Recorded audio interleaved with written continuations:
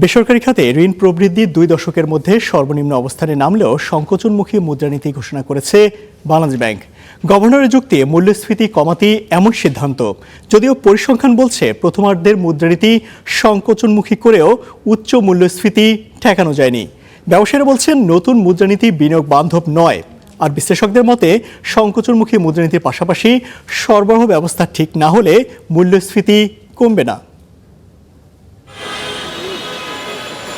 মূল্যস্ফীতির চাপ সামলাতে চলতি অর্থবছরের প্রথমার্ধের মুদ্রানীতি সংকোচনমুখী করে বাংলাদেশ ব্যাংক। যদিও এতে পরিস্থিতি খুব একটা পরিবর্তন হয়নি। অর্থবছরের প্রথম 6 মাসই 8% ঘরে ছিল সার্বিক মূল্যস্ফীতি। জানুয়ারিতে তা আরও বেড়েছে। সোমবার চলতি অর্থবছরের জন্য ঘোষিত দ্বিতীয়ার্ধের মুদ্রানীতিকেও সংকোচনমুখী রেখেছে বাংলাদেশ ব্যাংক। তাই তো নীতিসুধার না বাড়িয়ে 10%-এই আটকে রাখা হয়েছে। মূল্যস্ফীতি 7%-এর ঘরে না নামা পর্যন্ত এই নীতি অব্যাহত থাকার কথা বলছেন গভর্নর। আমাদের যে ফরওয়ার্ড লুকিং ইন্ডিকেশন যেগুলো আছে, আমাদের যে ইনফ্লেশন এক্সপেকটেশনের যে গাইডলাইন্স দেখছি, আমাদের যে মুভিং অ্যাভারেজগুলো আমরা দেখছি, সেগুলো কিন্তু বলছে যে ডিক্লাইনিং ট্রেন্ড ইজ ভিজিবল। তবে শুধুমাত্র মুদ্রানীতি সংকোচন করে মূল্যস্ফীতি কমবে না বলে মত বিশ্লেষকদের। এটার সাথে আরও যে জিনিসগুলো থাকার কথা ছিল সেগুলো ছিল না, আগেও ছিল না, এইবারও নাই। দিস ইজ দ্য প্রবলেম, তাই না? কন্ট্রাস্টে মনিটারি পলিসির সাথে সাথে আপনাকে সাপ্লাই চেইন ম্যানেজমেন্টও করতে হবে। ওটা না করলে শুধু একটা দিয়ে আপনি করতে পারবেন না। এটা আমেরিকা না ভাই।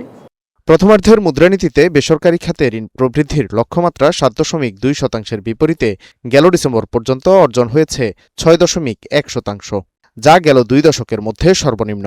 তবে নির্বাচন পরবর্তী বিনিয়োগ বাড়ার আশায় এই লক্ষ্যমাত্রা বাড়িয়ে ধরা হয়েছে 8%। তবে এটিকেও সংকোচনমুখী মনে করছেন ব্যবসায়ীরা। সংকোচনমূলক যেই পলিসি রেটটা দেওয়া হয়েছে তাতে এফেক্টিভ রেট কিন্তু 15%-এর উপরে চলে গেছে।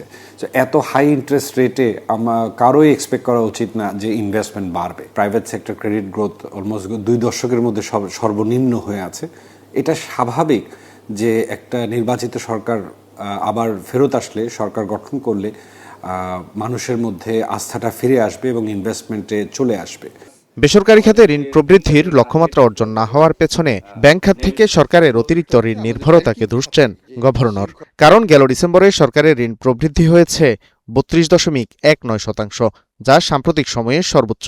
তবে গভর্নরের দোষারোপের সঙ্গে একমত নয় এই বিশ্লেষক। এই বক্তব্যটা আমি সাপোর্ট করি না। আমাদের মানে বাংলাদেশের ক্রাউডিং আউট হয়েছে যে সরকার সব টাকা পয়সা নিয়ে গেছে, প্রাইভেট সেক্টরের জন্য ঋণ নেয়, এরকম আমরা দেখি না। প্রথম তো আমাদের আসলে ঋণের ডিমান্ড একটু কমছেও। কী কারণে? কারণ এই যে রেজিম চেঞ্জের ফলে এখন তার উল্টাপাল্টা করতে পারে না, তাই না?